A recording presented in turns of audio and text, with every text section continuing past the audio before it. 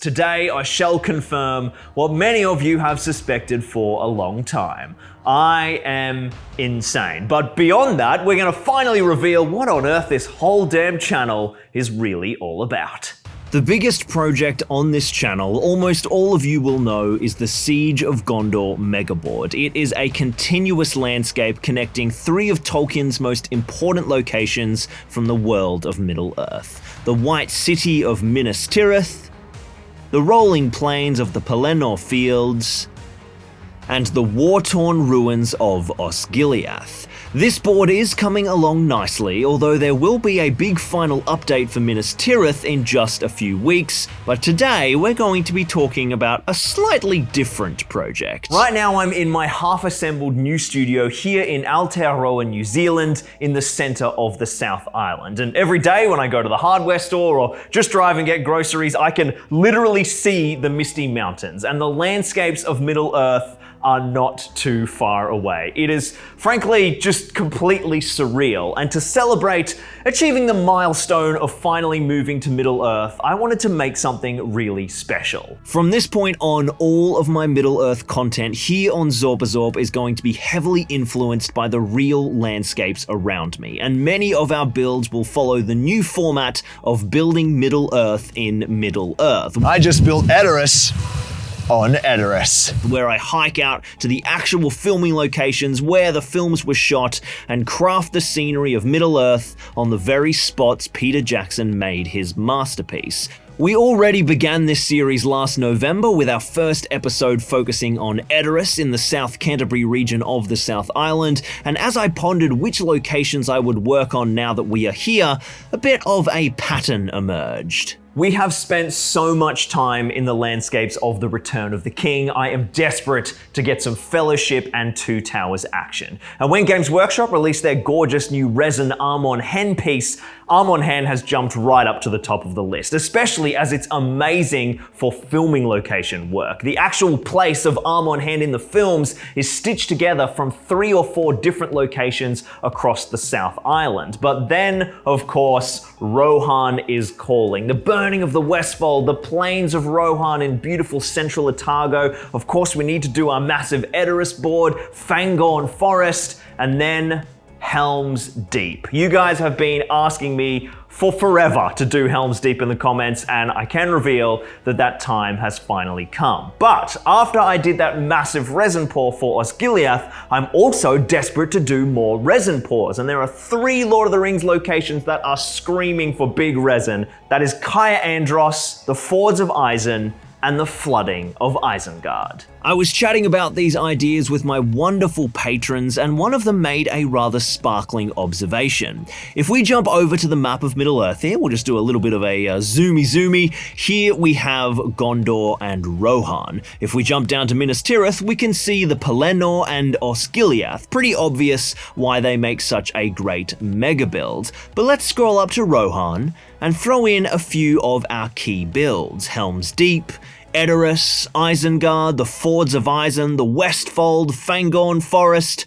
Are you guys seeing it yet? It's time for another Zorpazorp megaboard. Now, I love the suggestion of stitching some of these Rohan locations together, but I'm thinking bigger. If we add in Armon Hen, the plains of Rohan, Caer Andros, suddenly we are reaching right down to our Gondor megaboard, and with a few little bridging pieces like Armon Dene, we could totally create one flowing diorama that connects some of the most famous locations from the War of the Ring in one sweeping mega layout. Now, I'm sure you guys can see where I'm going with this. My aim here at Zorpazorp is to build it all. My lofty goal is that one day every single important name on that Third Age map of Middle-earth has a representation as a diorama in my scenery collection. They're probably not going to be one big continuous wargaming landscape, but I want to be able to walk into a room and have a full layout or scenic landscape for the entirety of Middle-earth. Now, it's probably going to take me my entire life, but it's about time that I finally owned up to what on earth is going on around here. But there is just one problem. Where to begin? Okay, there are probably a lot of problems and challenges, but our first one is where on earth do I start? So today we are beginning a monster crafting session that is going to help us choose where next I am venturing in Middle-earth. But before I explain how today's crafting project works, we need a bit of context. Now in case you don't know, we actually have a second channel called Zorpazorp Streams, and now we are here in Middle-earth. I have an entire room dedicated to live stream, and our live streaming campaigns are back in a big way. We have a whole bunch of streaming formats planned, from scenery crafting and mini painting to insane gaming content for Middle-earth, the Horus Heresy, Space Hulk, and everything in between. But the big flagship stream that began our whole streaming journey is the Battle Games in Middle-earth live stream. This live stream explores the retro Middle-earth magazine serial from our childhood, and each fortnight we paint up models for the ongoing campaign, and those models get randomly assigned to one of my Patreons. That Patreon gets to tune in live and control their own model in the battle reports through the chat, and then when the campaign is finished, they get to keep the model forever.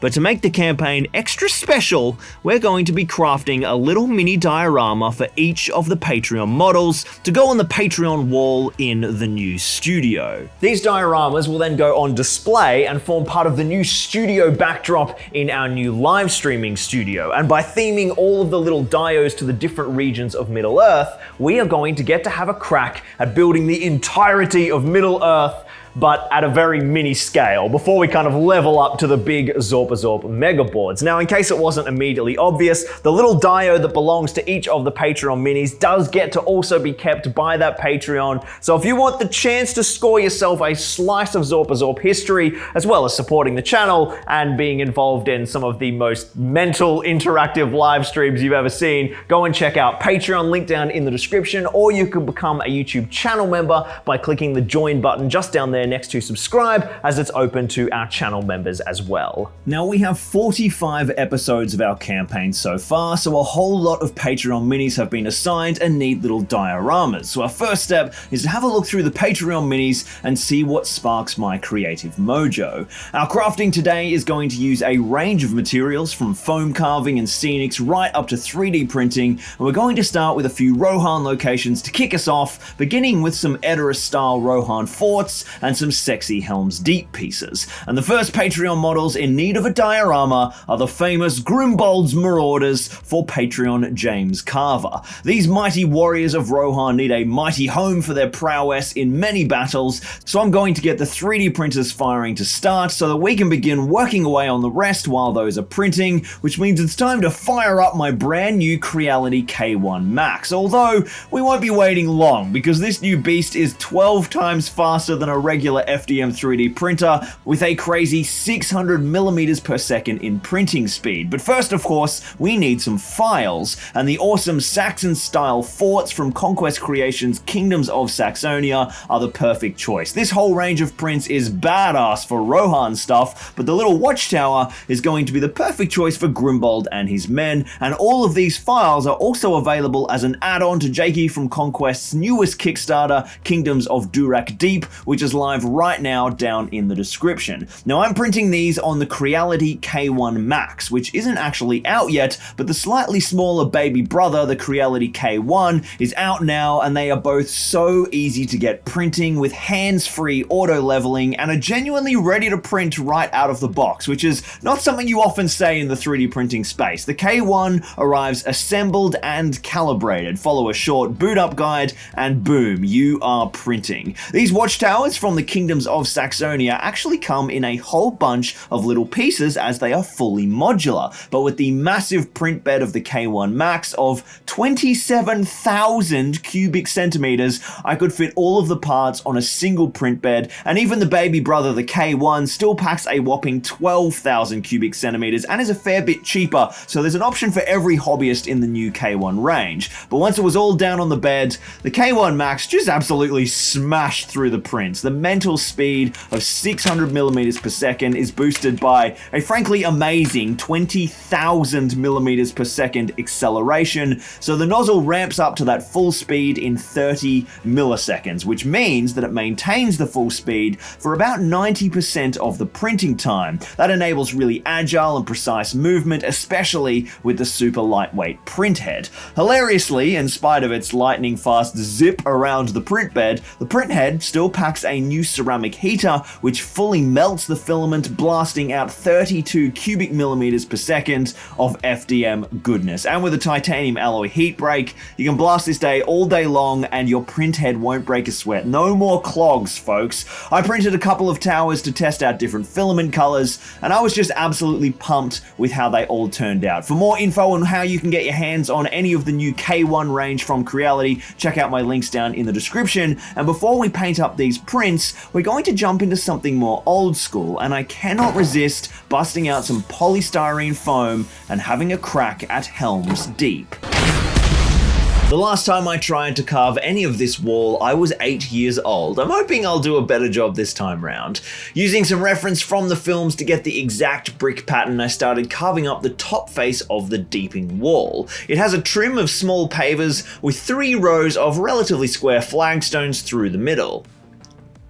Once carved, I widened all of the grout lines with a pencil to increase the readability of the details, and then grabbed some aluminium foil and smashed in a whole bunch of texture to impart that rocky finish. To make the stones have a little relief, I grabbed my scalpel and flattened a bunch of different pavers. Happy with that first layer, I again grabbed my reference scenes and then worked on the sides, matching that stonework closely. This long section of wall is actually going to be 4 for my Patreon models: James Goodwin's Aragorn, George Mendrinos' Legolas, Richard Clammer's Uruk-hai Captain, and Nathan Fee's Gimli. Our next job is our battlement, which sticks out over the deeping wall on a little chamfered stone lip. So I carved out that long strip and secured it in place with some toothpicks and construction adhesive, and then let that fully dry before carving in a stone pattern. I blocked out a bunch of the parapets, cutting off the inner corners to get the right shape of sloping crenellation for the defenders to shoot down at the enemies below, and then carved them with stonework as well, and mapped out where they would sit on the wall. But before gluing them, I cut the whole thing into 4 sections, 1 mini diorama for each of the Patreon models, and then textured all of the sides of every cut to make them look nice and polished, whether they sit together or apart. And I have to say, I am just pumped to make the real Helm's Deep. This is looking really, really cool. I gave them all a prime, first in black, and then a top-down zenithal with a rattle can in dark grey, and then built up the stone color with some overbrushes and blended stipples in lighter greys till I had captured that stonework look for Helm's Deep.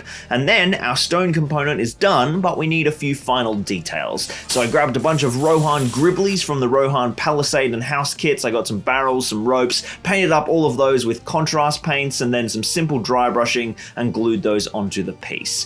A quick rebase of our 4 models with my City Rubble blend from Geek Gaming, and then a little sprinkle of rubble around the walls to show a little bit of that exploded debris from the wall blowing up, and then we need some labels for our dioramas. I printed off the names of the Patreons, glued them on the front, and then gave the labels a slight wash with watered down Agrax Earthshade, and there are our first 4 Patreon dios ready for the shelf.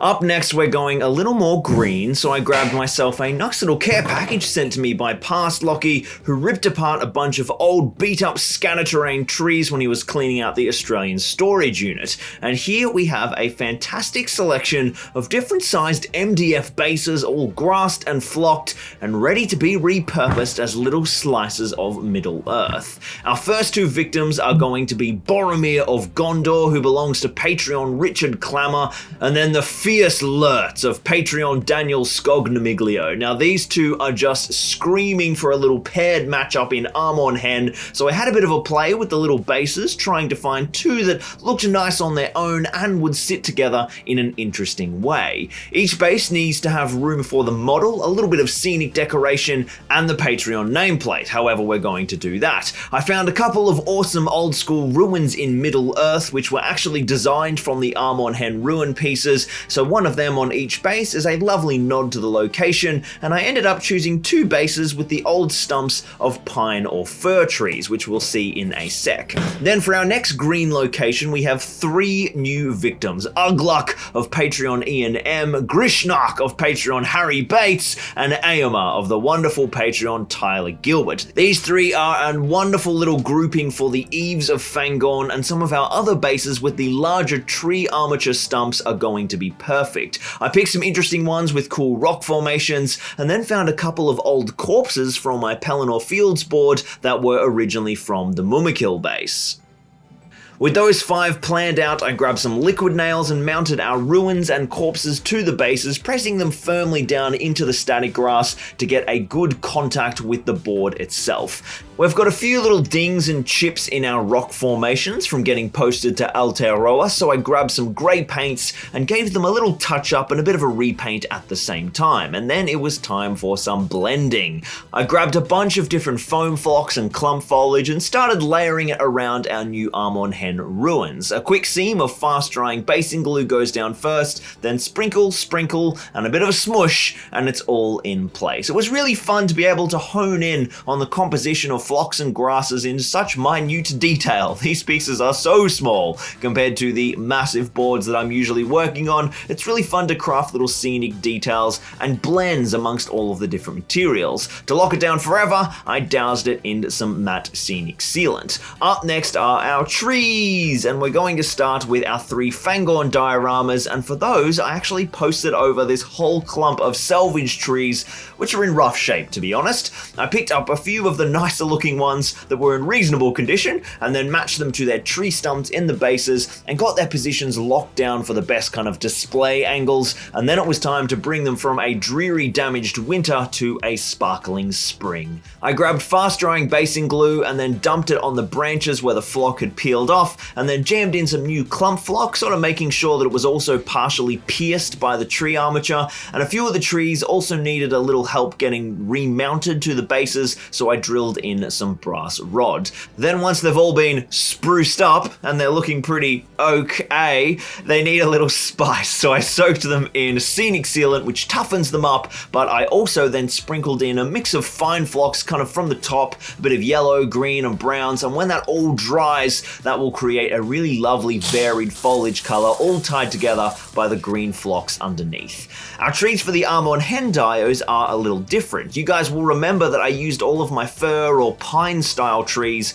on this beast of a board, now all the way back in Australia, so we're going to have to build some new ones from scratch. I grabbed a bunch of tree armatures in the right style and gave them a nice little twist to spread out their branches. If you haven't seen these before, they are thermoplastic over a wireframe, so totally posable. Then I coated them in fast drying basing glue and brushed it all around and all over the branches. Now you need to leave this for probably a good 30 minutes to maybe even an hour in these cold Kiwi conditions, but I probably got a bit impatient, which did make later parts of the process more difficult. That makes it kind of go all tacky and not still be wet when you're trying to apply stuff. I drilled out all the tree bases for the new armatures to mount to, and while they were drying, I grabbed a second tub and ripped up my clump flock blend into lots of mini clumps. The trees were still too wet, and I realized that several of the Patreon minis themselves need some love.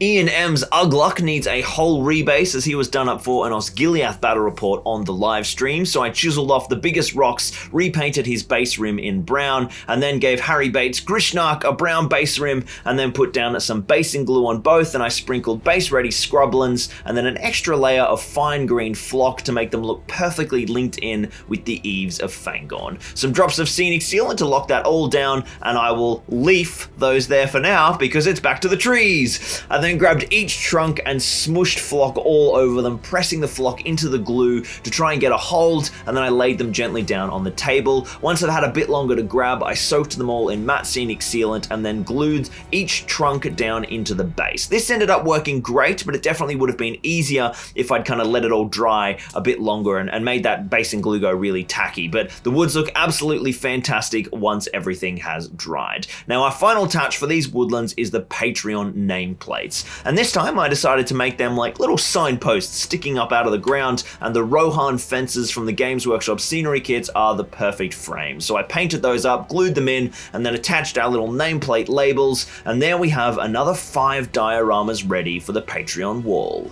There are a whole lot more Patreon dioramas to make, from more Rohan and Gondor to all sorts of little spots around Middle-earth, but I have thoroughly enjoyed having a little play in some smaller pieces, and what do you guys think? Where in Middle-earth should I go next? Remember to check out Zorpazorp streams, link down below, and buckle up. We've got a whole lot more builds on the way. This year is going to be truly special for building Middle-earth in Middle-earth.